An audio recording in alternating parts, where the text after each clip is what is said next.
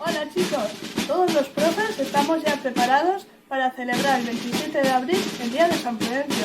Yo también.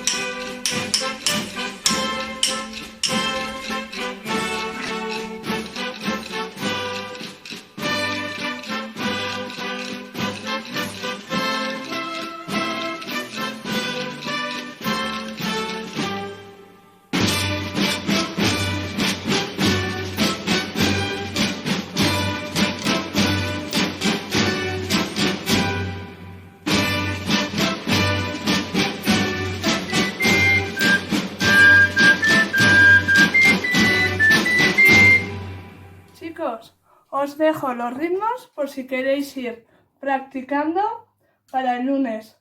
Mucho ánimo, un abrazo muy fuerte y animaros el lunes a salir al balcón y a tocar, aunque sea con una cuchara y una cazuela, ¿vale? Un beso muy fuerte.